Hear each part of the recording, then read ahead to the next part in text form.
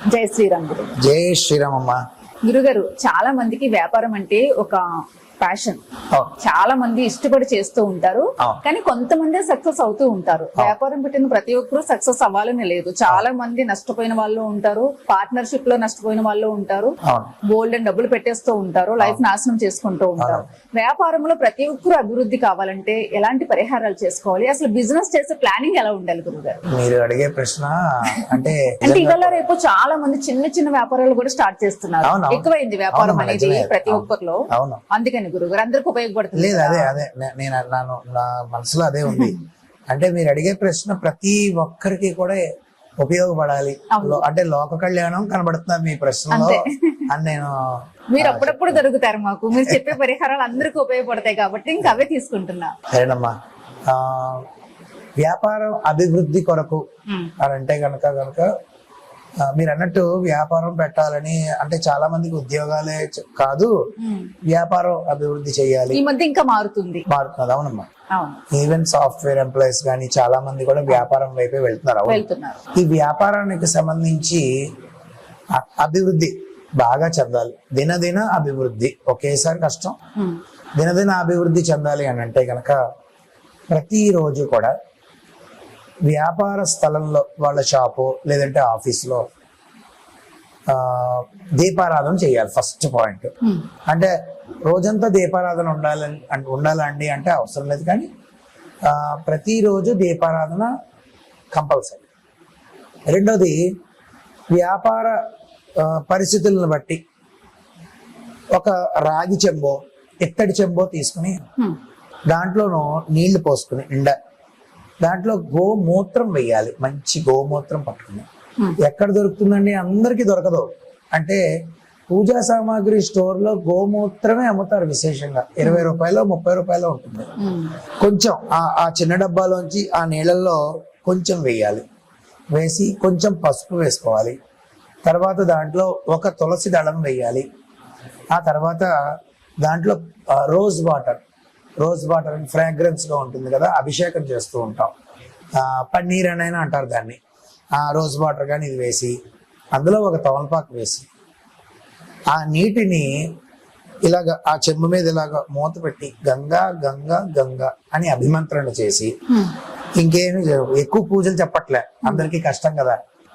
ఆ తమలపాకుతో వ్యాపార స్థలంలో మొత్తం అంతా ఎక్కువ పసుపు వేసేస్తే మళ్ళీ ఏదో వ్యాపారం అంటే అన్ని సామాన్లు ఉంటాయి కదా, పాడైపోతాయని భయపడిపోతారు. చిటికడ సరిపోతుంది. అది మొత్తం వ్యాపార స్థలం మొదటి మెట్టు దగ్గర మొదలు పెట్టి లోపలికి కస్టమర్స్ లాగా లోపలికి వస్తున్నప్పుడు ఎలా ఉంటుంది వ్యూ చుట్టుపక్కల మొత్తం అంతా కూడా ఉదయాన్నే ఒకసారి ప్రోక్షణ చేయాలి. ఇది ప్రతిరోజు చెయ్యాలండి. అంటే కనీసం నెలలో ఒక 7 రోజులు చేయాలి. ఏదో ఒక వారం పెట్టుకుని first week, second, third, fourth అని పెట్టుకుని, అది దానికి ఏమి నియమం ఏం లేదు. ఏదో ఒక వీక్ పెట్టుకుని 4 వారాల్లో ఒక వారం తప్పనిసరిగా ఈ ప్రోక్షణ చేస్తూ ఉంటాం. నేను రోజు చేయగలనండి అనుకుంటే సంతోషం, అద్భుతం. ఇలాగ ప్రోక్షణ ప్రతిరోజు చేయగలిగితే గనక వ్యాపార స్థలంలో అత్యద్భుతమైనటువంటి డెవలప్మెంట్ ఉంటుంది. నరఘోష, శత్రుఘోష ఇటువంటివన్నీ పోయి వ్యాపారం అభివృద్ధి చెందుతుంది. తర్వాత ఈ వ్యాపార స్థలంలో చేయవలసినటువంటి చదవవలసినటువంటివి కొన్ని ఉన్నాయి. ఇది కేవలం వాళ్ళ వ్యాపార స్థలం అంటే షాప్ అనుకో. ఉదాహరణకి నేను షాప్ అనే పదాన్ని వాడతాను. ఆ షాప్ లోను కూర్చుని ఉదయాన్నే దీపారాధన చేసుకున్నారు కదా, ఇందాక చెప్పినట్టు యథాశక్తి ధూపం వేస్తాం. ధూపం వేసేసిన తర్వాత ఇదంతా ప్రోక్షణ చేసుకుంటాం. తర్వాత గూగుల్లో సెర్చ్ చేస్తే దొరకని ఏముండవు కదండి. గూగుల్లో లక్ష్మీ కవచం అని ఉంటుందండి. చాలా చాలా చాలా శక్తివంతమైంది. ఈ లక్ష్మీ కవచం అనేది ఏదైతే ఉందో ప్రతిరోజు ఒకసారి తప్పకుండా చదవాలి. అంటే ఇవన్నీ చదివేటప్పటికీ కస్టమర్స్ వచ్చేస్తారు అని అనుకుంటే గనక కొంచెం ముందు రావడానికి ప్రయత్నం చేసుకోవాలి. చాలా ప్రాక్టికల్ గా చెప్తున్నారు కాబట్టి ముందు రావడానికి ప్రయత్నం చేసుకుని, అంటే ఇవన్నీ కుదరవండి అని నా దగ్గరికి అంటూ ఉంటారు దానివల్ల.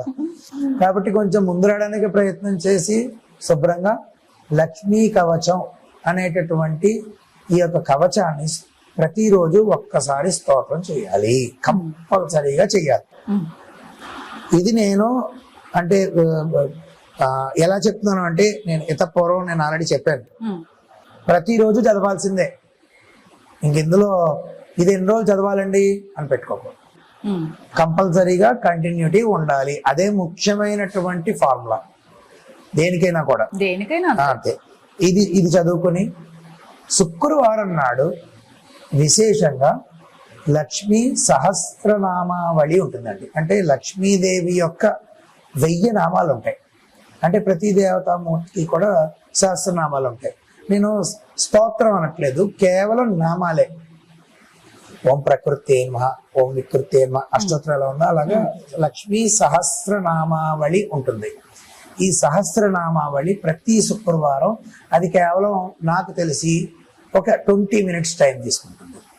ఈ సహస్రనామావళి కుంకుమ చేత్తో పట్టుకుని పూజ చేసి, కొంతమందికి అక్కడ నించోడానికి ఇబ్బంది, అంటే వ్యాపార స్థలంలో నించోడానికి ఇబ్బంది, కూర్చుని చేయడానికి కష్టం, లేదంటే ఇలా కుంకుమతో పూజ చేస్తూ ఇలా చేత్తో సహస్రనామావళి పట్టుకుని చదవడం 2 చేతులు సరిపో, కుంకుమ పట్టుకోలో పక్కన, ఎందుకంటే పెట్టుకోవడానికి ఏమైనా కింద అవకాశం ఉండదు. వాళ్ళ డౌట్స్ ఇలానే అడుగుతారు గురు. మనం ఏదైనా పరిహారాలు చెప్తూ ఉంటే గురు ఇదేనే అడుగుతారు డౌట్స్. ఎందుకంటే ఇరుకు, షాప్ లో నించోడానికి కూడా స్థలం ఉండదు. అంటే మీరు ఎక్కడ కూర్చుంటారు? షాప్ లో కూర్చునే స్థలం గ్యారంటీగా ఉంటుంది. ప్రశాంతంగా కూర్చోండి. నీళ్ళు చల్లేశారు కదా, ప్రోక్షణ అయిపోయింది కదా, కూర్చోండి. కూర్చుని ఆ 20 minutes టైం వెచ్చించి కంపల్సరీగా లక్ష్మీ సహస్రనామావళి. ఆ రోజు ఒక స్వీట్ కలకండ తీసుకొచ్చుకోండి, పాలకోవా ఏదో అంటారు కదా, తీసుకొచ్చుకోండి. దానికి దోషం ఉండదన్నమాట, పాలతో చేసింది కాబట్టి. అది తీసుకొచ్చి అమ్మవారికి కొంచెం ఆ రోజు ఉదయం చేయొచ్చు, సాయంత్రం చేయొచ్చు, ఎప్పుడు కుదిరితే అప్పుడు చేయొచ్చు, దోషం. సాయంత్రం ఆల్రెడీ షాప్ ఓపెనింగ్ అయిపోయి జనాలు వస్తూ ఉంటారు అనుకుంటే మాత్రం ఉదయం చేసేసుకోవాలి, ఇందాక చెప్పినట్టు. కాబట్టి ఆ ప్రసాదం నైవేద్యం పెట్టండి. వచ్చిన భక్తులందరికీ, వచ్చిన కస్టమర్స్ ఎవరికైతే ఉంటారో వాళ్ళందరికీ కూడా ఇదే పూజ అయిందండి అని పంచండి. మంచిది, 10 మందికి పంచడం మంచిది. ఏం ఎక్కువ కొనేసి రాత్రి వరకు పంచమని కాస్తామా నా ఉద్దేశం. 1/2 kg స్వీటే చాలు, స్తోమత. ఒకటే పట్టగలంటే ఆ ఒక్కటే మనం 10 రూపాయలు ఇచ్చి స్వీట్ స్టాల్ లో కొన్ని తెచ్చుకుని అది నైవేద్యం పెట్టి మీరు తినండి, నో ప్రాబ్లం. పంచమని ఏం లేదు. 1/2 kg, 1/2 kg, కేజీ పెట్టగలంటే పంచండి. పంచితే మంచి జరుగుతుందని నా ఉద్దేశం. ఈ విధంగా ప్రతిరోజు ఈ యొక్క ప్రోక్షణ చేసుకోవడం, తర్వాత ఈ యొక్క లక్ష్మీ కవచాన్ని ప్రతిరోజు చదవడం. శుక్రవారం నాడు లక్ష్మీ కవచంతో పాటు సహస్రనామావళి చదవాలి. ఏమండి శుక్రవారం మరి లక్ష్మీ కవచం అక్కర్లేదా, ఇది చదువుతాం కదా అని మళ్ళీ అడుగుతారు. కాబట్టి 2 చదవాలి, అసలు వదలకూడదు. తర్వాత వీలుంటే ఇంకా చెప్పాలంటే అష్టలక్ష్మి స్తోత్రం ఉంటుంది. ఓకేనండి, 8 మంది లక్ష్ములకి సంబంధించినటువంటి శ్లోకాలు ఉంటాయి, చిన్న ఉంటాయి. అవి ఒక్కసారి చదువుకోవాలి కుదిరితే, లేకపోతే ఇవి చాలు, సరిపోతాయి.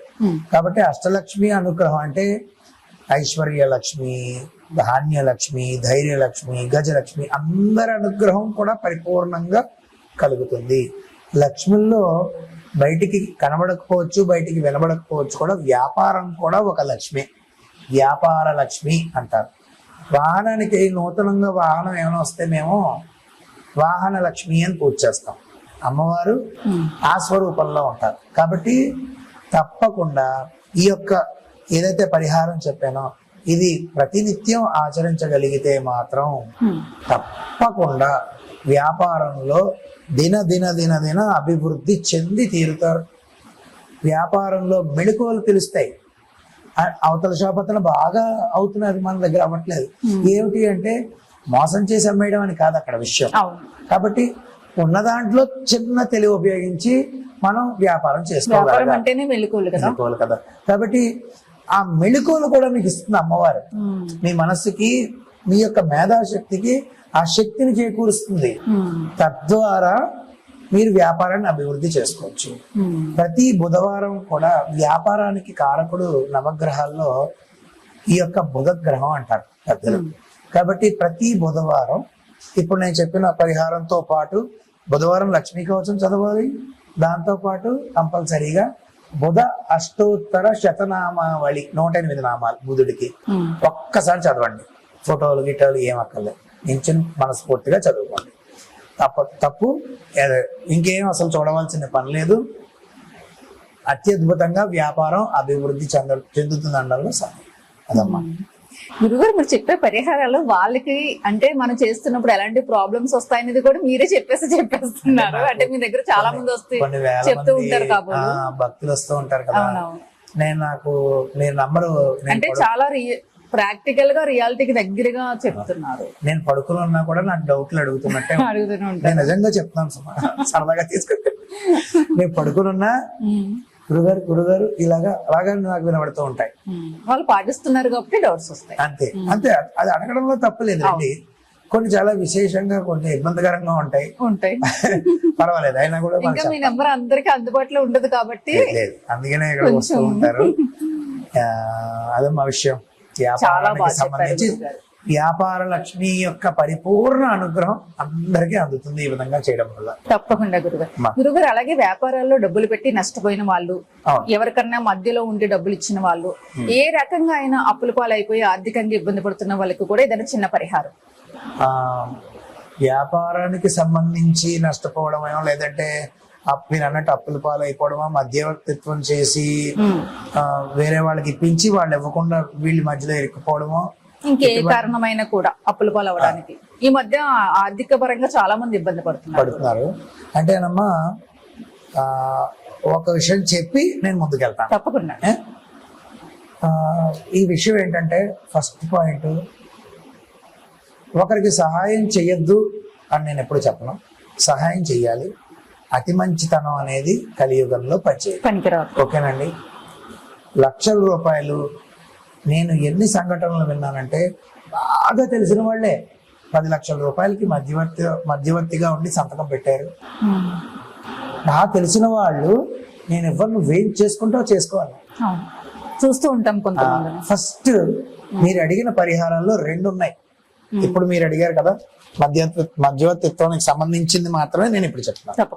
దీనికి సంబంధించి 2 పరిహారాలు ఉన్నాయి. ఒకటి, ఇక్కడి నుంచి అయినా మనిషి మారాలి. ఎప్పటి వరకు అయినా చేసింది ఇక్కడతో విడిచిపెట్టాలి. ఇక్కడి నుంచి ఈ వీడియో చూసిన దగ్గర నుంచి తప్పకుండా మధ్యవర్తిత్వం చేయకూడదు అని నేను ఎక్స్పీరియన్స్ చేసి చెప్పగలుగుతాను. మీరు కూడా చేస్తారు? నేను చేయడం కాదు, నేను ముడుపులు కడుతూ ఉంటాను. అంటే మన దగ్గరకు వస్తుంటారు, పెరుమాళ్ళ దగ్గర ముడుపులు కట్టడానికి వచ్చినాను. ఎందుకంటే నేను ముడుపులు కట్టినప్పుడు వాళ్ళ సమస్యలు పెరుమాళ్ళకి విన్నపం చేయాలి అనే ఉద్దేశంతో నాకు చెప్తారు. అంటే నేను ఎవరి పర్సనల్స్ ఎప్పుడు ఎక్కడ మాట్లాడను, కానీ ఇది ఇన్ జనరల్ కథ చెప్తున్నాను. నేను ఒక 100 ముడుపులు కడితేనండి, ఒక 50 ముడుపులు కేవలం ఇప్పుడు ప్రస్తుతం ఇలా మధ్యవర్తిత్వం చేసి మోసపోయి ఇక్కడికి వచ్చి కళ్ళనీళ్ళు పెట్టుకున్న వాళ్ళే ఉన్నారు. నేను దీని గురించి నేను ఇందాక చెప్పాను 2 పరిహారాలు. ఒకటి 90% ఛాన్సెస్ ఉండవమ్మా, అదే పరిహారం. ఏం పరిహారమో తెలుసా? ఇక మీదటనైనా మనం జాగ్రత్తగా ఉండడం. రెండో విషయం, ఇంక మీదట నేను ఎప్పుడు ఎవరికి ఇవ్వలేదు అన్న వాళ్ళు ఈ వీడియో చూస్తే రేపు ఇవ్వకుండా ఉండడమే మంచిది. మిమ్మల్ని వచ్చి ఒక 10,000 రూపాయలు ఒక వ్యక్తి అడిగారండి. అడిగినప్పుడు మీరు ఇవ్వకపోతే మాత్రం మళ్ళీ మీ మీద కోపం పెట్టేసుకుంటారు. చూసారా, నాకు ఇవ్వలేదు, నా దగ్గర అంత లేవు, అందాక ఈ 500 రూపాయలు, ఇగో ఈ 800, 1000 ఉంచి అని మీరు వాడి మనసును వచ్చుకోకుండా మీరు సహాయం స్తోమత ఉంటే ఉదాహరణకి మీరు ఇచ్చినట్లయితే రావు అనుకుని ఇవ్వాలి. ఇంకా అది చెప్తాను, ఇచ్చేస్తే అక్కడితో అయిపోతుంది. ఆ విధంగా ప్రవర్తించాలి గాని మనం ఇచ్చేసి బాధపడ్డాం. నేను ఎంతో మందిని చూస్తున్నానమ్మా, నేను అందుకని ఇది చెప్తున్నాను. దీనికి కొంతమందికి ఏంటో ప్రతిసారి అలానే మోసపోతూ ఉంటారు. కొంతమంది తెలిసినా కూడా వాళ్ళ జాతకం మరి ఏంటో తెలియదు. నిజంగా అది కర్మఫలం మీరు అన్నట్టుగా. అయితే రెండో పరిహారం, మొదటి పరిహారం అయితే అలా ఇవ్వద్దు అని చెప్పేశాను కదా. రెండో విషయం ఏంటంటే ముఖ్యమైనది, ఒక 6 నెలల లోపు, ఒక సంవత్సరం, మహా అయితే సంవత్సరం కూడా నేను చెప్పలేను, 6 నెలల లోపు ఇచ్చాను కానీ రావట్లేదు అంటే కనుక నేను చెప్తున్నాను. ఇప్పుడు 6 నెలలు దాటితే పనిచేస్తుందని నేను చెప్పలేను. ఓకేనండి. ఈ 6 నెలల లోపు అయితే కనుక తప్పకుండా కార్తవీర్యార్జునుడి యొక్క శ్లోకం ఉంటుంది.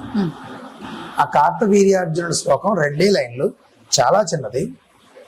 ఒక 1116 సార్లు కూర్చొని చెయ్యాలి ఒక రోజు. ఏమండి ఒక్కరోజు 1116 సార్లు చేయాలి మొదటి రోజు. తర్వాత నుంచి ప్రతిరోజు కూడా 27 సార్లు చేయాలి. 27 సార్లు అలాగ ఒక దీక్ష కింద పెట్టుకుని 41 రోజులు చేయగలిగితే, దీక్ష అనేటప్పటికీ నియమాలు వర్తిస్తాయి, గుర్తుపెట్టుకోండి. దీక్ష కాదు, మామూలుగా మనం ప్రతిరోజు చదువుకుంటూ వెళ్తూ ఉంటాం. అటువంటప్పుడు నియమాలు ఏం వర్తించవు. ఎందుకంటే నేను చాలా మంది నాకు తెలుసు కాబట్టి చెప్తాను. నిత్య పూజ చేసుకుంటారు, వారు దీపారాధన చేసుకుంటారు. తర్వాత ఆ దేవుడి యొక్క మందిరం క్లోజ్ చేసేసి ఆ ధర్మం చేసేసుకుని తర్వాత వాళ్ళు వేరే విధానమైనటువంటి ఆహారాలు వండుకుని తింటారు. అది నిత్య పూజ వదలరు, దాన్ని మాత్రం వదలరు. అది తప్పు కాదు, అది రోజువారీ విధానం. కానీ మనం 41 రోజులు 27 రోజులు ఇలా పెట్టుకున్నప్పుడు అది దీక్ష అవుతుంది. అప్పుడు మాత్రం తప్పకుండా ఏమి పని చెయ్యవు. ఉల్లిపాయ, వెల్లుల్లిపాయ, ఇంకొక ఆహారాలు, లేకపోతే బ్రహ్మచర్యం, భూసైనం, ఏకభుక్తం, ఒక పూట భోజనం, ఇవన్నీ వర్తిస్తాయి తప్పకుండా. అవన్నీ పాటిస్తూ ఒక 41 రోజుల పాటు చేయగలిగితే, నాకు చెప్పినట్టుగా కార్తవీర్యార్జునుడి శ్లోకం, ఆయనకి 1000 బాహువులు అంటారు, సహస్ర బాహువులు. ఎక్కడున్నా వెతికి తీసుకుని అవతల వారి యొక్క మనసు మార్చి మనకి తీసుకొచ్చి ఇస్తాడు అనడంలో సందేహం లేదు. నాకు వస్తువులు పోయినప్పుడు కూడా ఇది చాలా పనిచేస్తుంది. ఓకేనండి, వస్తువులు పోతే కూడా తప్పకుండా పనిచేస్తుంది, అందులో కూడా సందేహం. ఎందుకంటే నాకే చాలా ఎక్స్పీరియన్సెస్ ఉన్నాయన్నమాట. ఈ విధంగా కార్తవీర్యార్జునుడి యొక్క శ్లోకం చాలా చాలా ఉపయోగపడుతుంది. ఓకే గురుగారు, చాలా చక్కగా చెప్పారు. అంటే రియల్ లైఫ్ లో మనం కొన్ని ఎక్స్పీరియన్స్ చెయ్యాలి, వాస్తవానికి దగ్గరగా చేసుకోవాలి పరిహారాలు కూడా. అంతే అంతే అలానే చెప్పారు మీరు. జై శ్రీరామ్. జై శ్రీరామమ్మ, జై శ్రీనారాయణ.